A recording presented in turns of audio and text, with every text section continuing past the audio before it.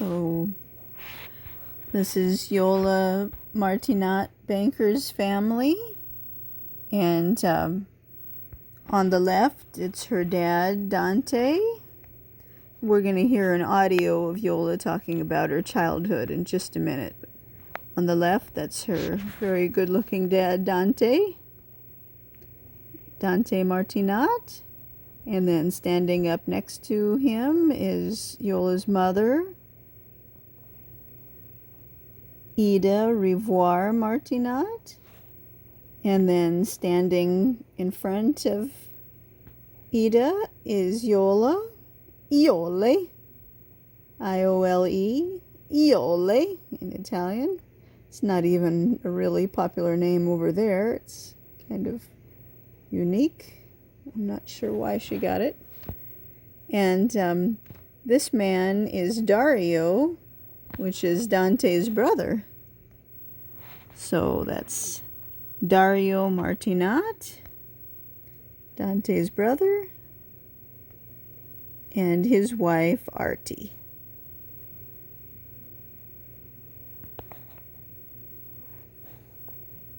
So Dario and Dante on the left there, Dario on the right. And then someone in this picture is Mania Easyday Martinat Gafforini. And I see there's Ida right where the tree is, and Jack right in front of her.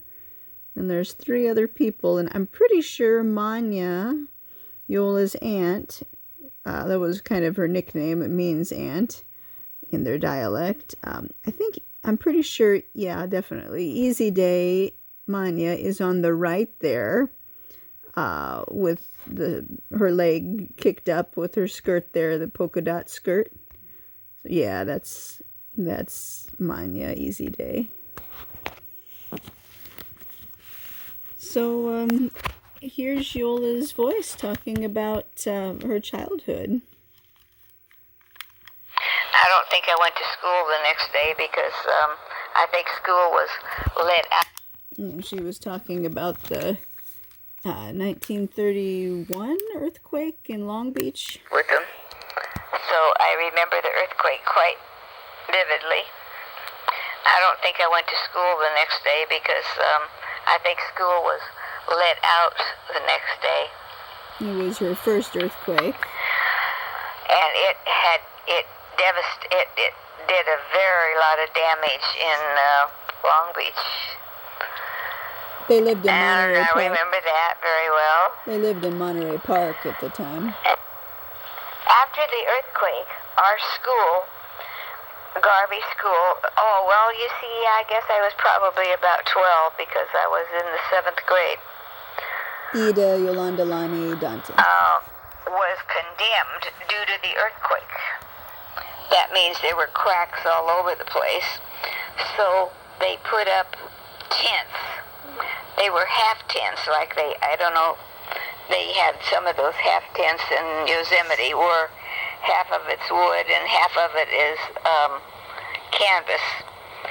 And oh man, there was no fans, no nothing. And then when it started to get kind of hot, it was so hot in there. And the reverse from that, when it was cold, it was freezing. And I remember in Covina and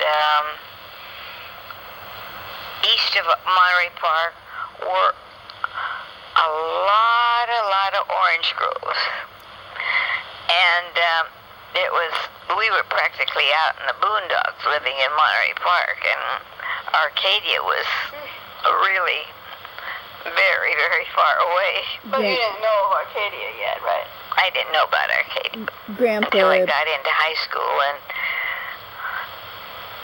some kids, including myself, decided to take a few of us, a boujee, I believe he's washing something.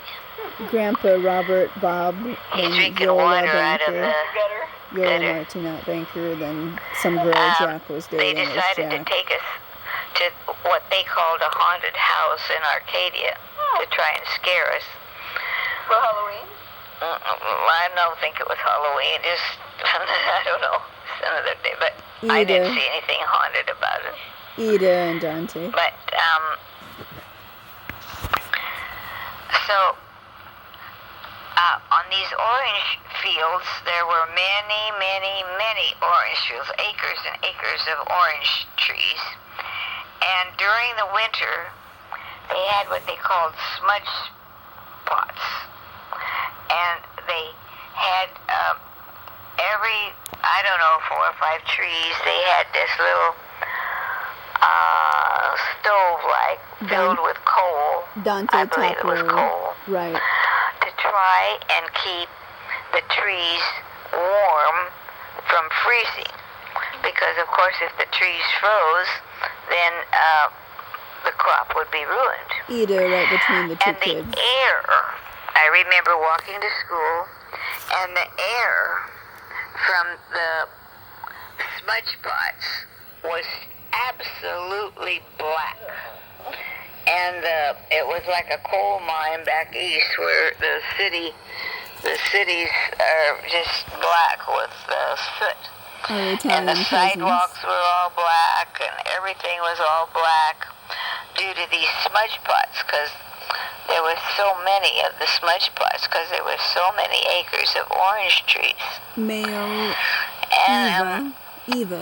then I always had to bring my lunch to school because we Clelia. didn't have money to buy my lunch. Clelia with the darker But dress. they had a cafeteria. Eliana on the far right. And I don't know if I volunteered or whether the teacher asked me if I wanted to work in the cafeteria. Eliana's And for daughter, that, Daniela. I would get my lunch. So, of course, I was delighted because I thought anybody that could eat in the cafeteria was, just, really super. I didn't have to bring my lunch. I could eat in the cafeteria, Eva and which Mayo's was, son, heavenly. Tonino with the shorts. And I remember on these cold days with the soot all over, it was pretty cold. But I got to school. I had to go there maybe an hour earlier. And they had just taken, mostly it was hamburgers mixed with maybe macaroni and cheese. I don't know what. But my job, and other kids' jobs too, other kids too, was to take this blocks of hamburger and mix it. And, squish it all up so they could make patties or whatever they were going to, because it was like in a block just taken from the refrigerator. Dante, Ida, And my poor little hands were just absolutely frozen because it was so cold. The meat was so cold, and you had to get it, into pliable meat so it could be made into whatever they were going to make it into. So I remember doing that. But of course, I'd forgotten all about that when it came time to eat, because then I didn't have to buy my lunch, because I was like a big shot getting to eat in the cafeteria. Yola And I do remember that. And in the meantime, I kept playing my violin with Phyllis. It seemed like every week there was something. We played for a wedding, we played for a funeral, we played for churches, we played for banquets. Did you ever want to, be a famous violinist? Well, later on, probably when I was about 17, because by then I had become more proficient at the violin. The little girl. And my desire was not to be a concert violinist, but at that time they used in the movie studios, which they paid very well if you were able to get in it. Live orchestras were background music, which of course they don't do anymore now. They use all tapes and records and whatever. But at that time, they used real live orchestras for music for the movies. And that was kind of when I got into high school, when I was about 16, 17. That was kind of my goal, was to in the white dress sitting try down. and get a job in the movies, in the movie orchestra. I didn't quite know how I was going to go about it, but that's what I would have liked to have done. Yeah. Because the pay was good, and I felt pretty confident that I could play well enough that I could do it. And Iole and but Ida. instead, I got married when I was 18, so that shot that to pot. And I remember after graduating from junior high, then they only had one school in Alhambra, which was a high school. And by now, I believe it was designed to hold just 2,000 people. But there were 4,000 kids that went to that school. So 4,000 kids. So it was really, really crowded. So crowded that you had maybe they used the cellar or the basements and every room they could imagine. Dante but in the you middle. didn't. There were no certain hours that you went, like from school like 9 to 3 or something. School sometimes started at 7, maybe went until 6, but a lot of times then you had blank time in between. And it was right in the city of Alhambra, which in those days Alhambra was quite a large city. So Iole's And so, mom. it was kind of fun because even though I had no money to buy anything, you could walk uptown or whatever. Have a nice Iola's big mom's It was a sister, big, long Clelia. recess. These are her But daughters. in the meantime, Eliana, I taller, met this boy that I older. really, really liked. Eva, shorter, And younger. so we would, if he happened to have off hours like I did, we'd walk uptown together and whatever. So How old were you then? I was about 14 and 15. He was Ida. my first love. Ida. And I guess you never forget your first love. But it was kind of sad because I think my mother thought I was seeing too much of him. And so she cut me off cold and said I could never see him again. And that was a very dramatic thing for her to do to me because it was really hard on me emotionally. Well, did you say, no, I'm going to see him again? No, because she said no, but I snuck around to see him. Oh, you did see him. Yeah. And when we'd have a break, we'd go over to this mutual girl's house, apartment, where her mother worked, and we'd go necking in there at her house. And, of course, my mom never found out, thank God. But, it was still not like, him coming over and he would carry my violin for me all over the place, and that was really better. She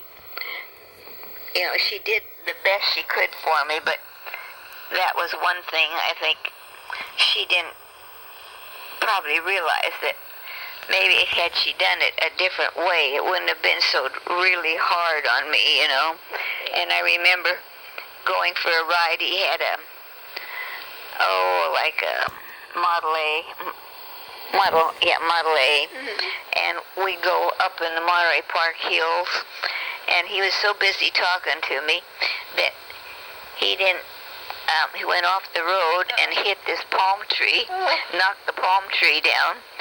And in my annual, I still have the annual, he wrote me a 2-page letter in my annual, and saying one of the lines in the annual was, "I'm glad palm trees don't have deep roots," which it didn't wreck the car or anything. You guys okay?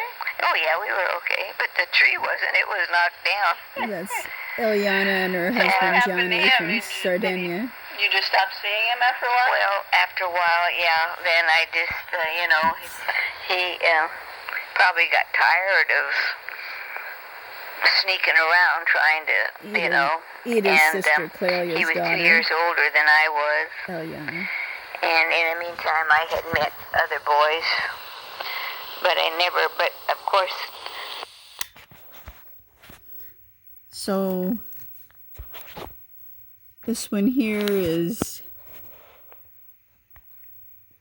Clelia on the left. That's Ida's sister. So, Iola's mom, Ida, her sister, Clelia, and Clelia and Ida's mother, Suzanne Godino Rivoire, is in the black dress. And I'm not sure who the white dress person is, and I think that's, that's Giacomo Rivoire, which is Iola's grandfather. So that's Iola's grandmother there, and Iola's grandfather on the right there. And I wanted to go over this picture here.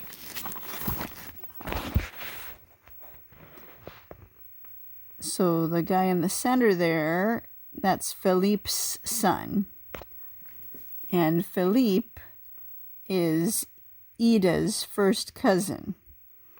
So Riza Yart is the name of the property that they, the family had in Italy. They still have it. It's just all theirs now. But so Riza Yart was one property, and then Ida's grandpa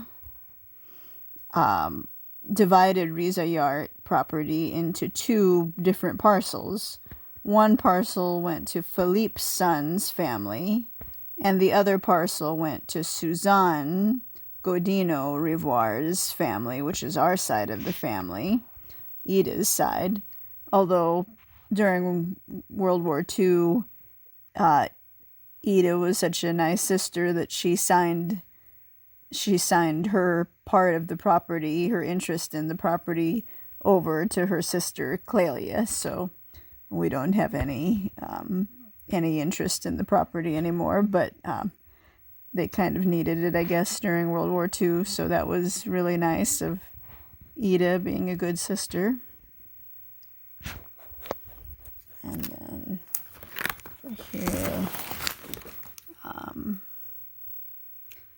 let's see. So in this picture, it was taken at Riza Yart, I guess. I guess that's the house there and the farm area where they had vineyards and things like that. And so Philippe is on the left, and there's his daughter Norma. That's I'm not sure which one.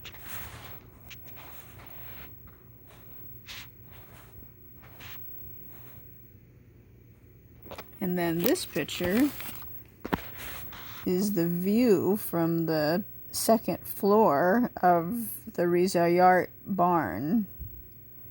You can kind of see the Alps in the distance. So, okay. Let's see. Which one? There's Iole. Probably about 17 or 18 there, maybe 16 or 17 maybe. And there's Iole on the left, and Grandpa Robert Bob, and then Ida, Iole's mom. And then here,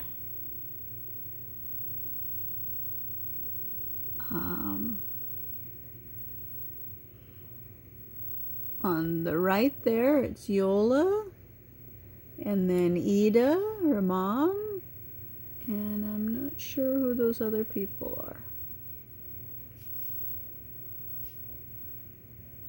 It might be, yeah, no, I don't know.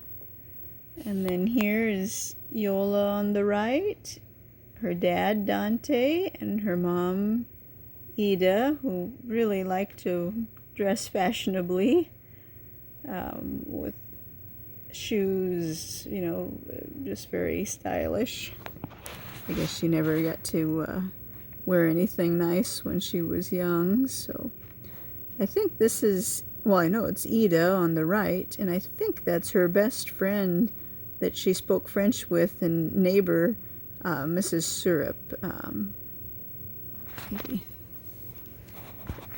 And then here is the 9835 house before the remodel. So imagine that, 9835 Emperor. Looks totally different. So I guess that's the part with the kitchen, maybe? I think it was the kitchen and the dining room was really all that was there, maybe. Yeah. So I think that's it for now. Let's see if I missed a picture over here. I think we got them all. Okay.